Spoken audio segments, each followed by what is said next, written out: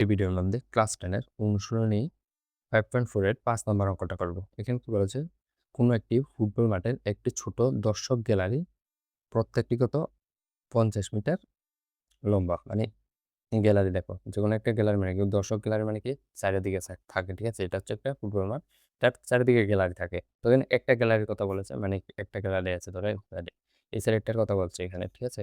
এখানে কত 50 মিটার লম্বা, এটার কত এভাবে গ্যালারিটা আছে, তো এটার এভাবে লম্বা হচ্ছে 50 মিটার, মানে এইভাবে লম্বা এখানে যদি থাকে, ধরো এইভাবে লম্বা হচ্ছে 50 মিটার, ঠিক আছে? এরপর কত 15টি ধাপ দিয়ে গঠিত, মানে একটা দুইটা করে কত 15টা সিঁড়ি আছে, নিরেট কত সিমেন্ট দিয়ে তৈরি।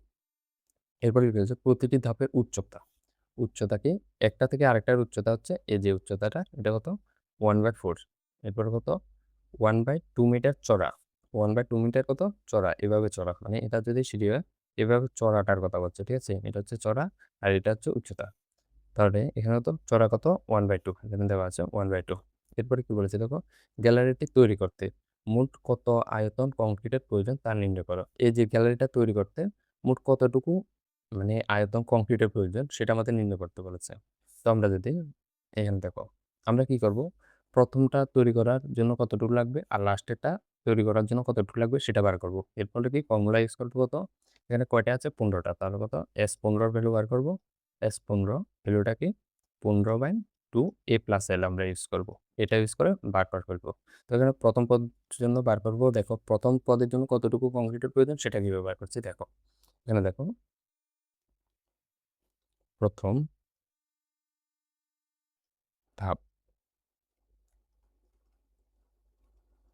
তৈরি করতে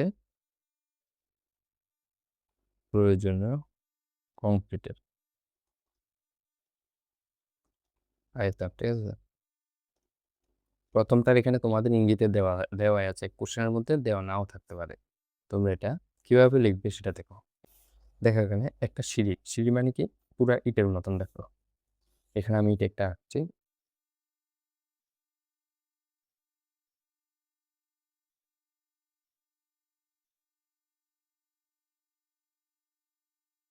ইট, ঠিক আছে? ইট মানে কি আয়তঘন। আমাদের কি বার করতে হবে, কতটুকু পরিমাণ কংক্রিট মানে কি সিমেন্ট বা যাই লাগুক কতটুকু, মানে কি ইট এটা পুরা এই জায়গাগুলো মানে কি পুরা ভিতর, ধরো ইটের জায়গার মধ্যে কতটুকু বালি আছে সেটা আমাদের বার করতে হবে, সেটা মানে কি আয়তন। তো আয়তনে একটা ইট, ইট মানে কি আয়তঘনক, ঠিক আছে? আয়তঘনক। তো আয়তঘনকের কি এখানে যে আয়তনের ফর্মুলা কি হয়, আয়তনের ফর্মুলা হচ্ছে দৈর্ঘ্য ইন্টু প্রস্থ ইন্টু কত, দৈর্ঘ্য ইন্টু প্রস্থ ইন্টু উচ্চতা, ঠিক আছে? উচ্চতা, এরপরে কি ঘন একক। এখানে দৈর্ঘ্য কত দেওয়া আছে, দৈর্ঘ্য দেখো, দৈর্ঘ্য দেওয়া আছে হচ্ছে প্রতিটি ধাপের উচ্চতা, উচ্চতা হচ্ছে 1/4। আর দৈর্ঘ্য মানে কি, দৈর্ঘ্য মানে দেখো এটা লম্বা কতটুকু, লম্বা এটা লম্বা কতটুকু, লম্বা এখানে কত দেওয়া আছে 50, তাহলে দৈর্ঘ্য কত 50। এরপরে কি প্রস্থ, প্রস্থ মানে কি এবার এই সাইডেরটা, এই সাইডেরটা মানে এখানে যে সিঁড়ি আছে সিঁড়ির এই সাইডেরটা, ঠিক আছে? তাহলে এখানে এই সাইডটার চওড়া কত দেওয়া আছে 1/2, এটা হচ্ছে প্রস্থ। এবার উচ্চতা, উচ্চতা কত 1/4, 1/4, ঠিক আছে? ঘন এখানে কত একক, একক কি দেওয়া আছে মিটার, তাহলে কত মিটার, তাহলে কত এখানে দেখো, এখানে কত 2 দিয়ে 50 কাটলে কত 25, তাহলে কত 25/4 ঘন মিটার, বা তোমরা মিটার কিউব লিখতে পারবে, একই কথা, ঘন মিটার আর মিটার কিউব একই কথা, ঠিক আছে? এরপর তো এটা হচ্ছে প্রথম ধাপ, আর আমরা লাস্টের ধাপের বার করব। এবং শেষ ধাপটি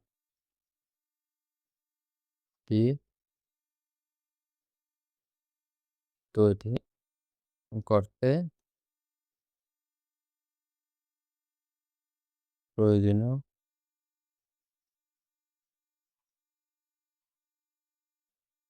আয়তন, ঠিক আছে? শেষ ধাপের ক্ষেত্রেও এটাও সেম, এটা একটু শুধু হাইটটা বেড়ে যাবে, ঠিক আছে?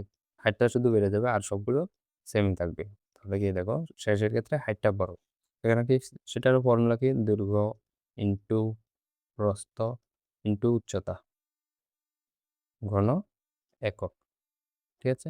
এবার দেখো, এবার একটা জিনিস দেখো, দৈর্ঘ্য সেম ভাবে 50, প্রস্থ সেম পাবে 1/2, কিন্তু উচ্চতা দেখো এখানে উচ্চতা হচ্ছে 1/4, আর এখানে উচ্চতা কি সেম, দেখো এখানের উচ্চতা এতটুকু আর এখানের উচ্চতা হচ্ছে এতটুকু। তো এই উচ্চতাটা আমরা কি ব্যবহার করবো, দেখো এখানে দেখো এটা হচ্ছে প্রথম ধাপ, প্রথম সিঁড়ি, এটা হচ্ছে 2 নম্বর সিঁড়ি, প্রথম সিঁড়ি, এরপর হচ্ছে 2 নম্বর সিঁড়ি, এরপর হচ্ছে 3 নম্বর সিঁড়ি, ঠিক আছে।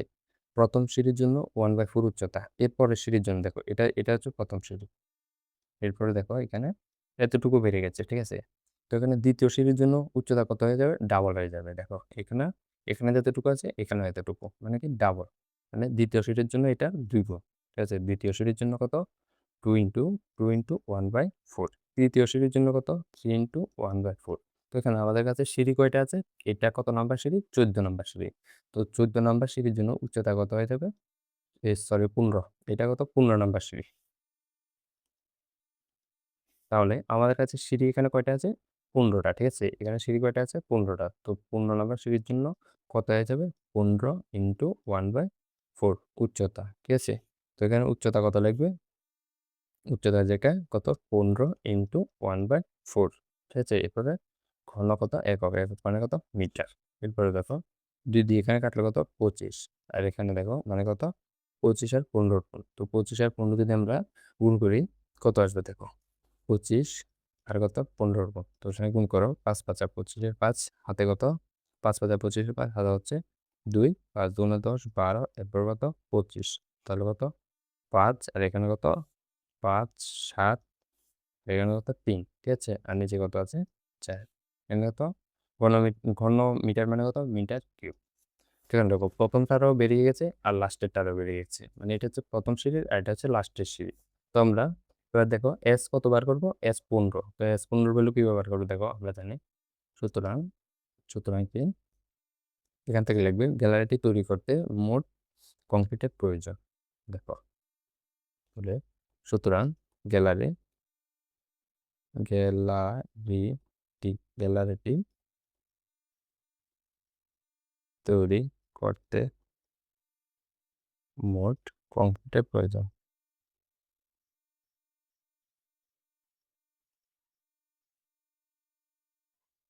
প্রয়োজন, ঠিক আছে, প্রয়োজন। কংক্রিটের উপর দেখে সিঁড়ি কয়টা আছে, S15, ফর্মুলা কি, N/2 A+L, ঠিক আছে। তো এখানে S15 ইকুয়াল টু কত হয়ে যাবে, N এর জায়গায় 15/2। এর ভ্যালু আমরা কত বের করেছি, দেখো এখানে এর ভ্যালু হচ্ছে 25/4, কারণ এটা প্রথম প্রথম সিঁড়ির প্রয়োজনীয় কংক্রিটের পরিমাণ, ঠিক আছে, কত 25/4। তাহলে এর ভ্যালু কত হয়ে যাবে, 25/4 প্লাস এল, এল হচ্ছে কত, শেষের সিঁড়ির এখানে যে শেষের সিঁড়ি আছে সেই সিঁড়ির কংক্রিটের পরিমাণ কতটুকু কংক্রিট লাগবে, সেটা কত, 375/4, ঠিক আছে। এলিজিবল কত, 375/4। তো এখানে দেখো 15/2, আর এখানে কত আসবে, নিচে 4, আর এখানে কত 25, আর কত 325 যদি আমরা যোগ করি 400, 4 দিয়ে 1 কাটলে 4 কাটলে 1 আর 2টা শূন্য আছে, তাহলে কত 15 2 100, এটা দিয়ে 100 কাটলে 50, 5 15 কত হয় 75, ঠিক আছে। এরপর শূন্য একটা, তাহলে এটাকে অ্যান্সারটা দেখো এখানে একক লিখে দেবে, এককটা কি হয়ে যাবে, মিটার কিউব, ঠিক আছে। তো এখানে মিটার কিউব বা ঘন ঘন মিটার যে কোনো একটা লিখলে হবে, ঠিক আছে। তো এটা অ্যান্সার হয়ে যাবে।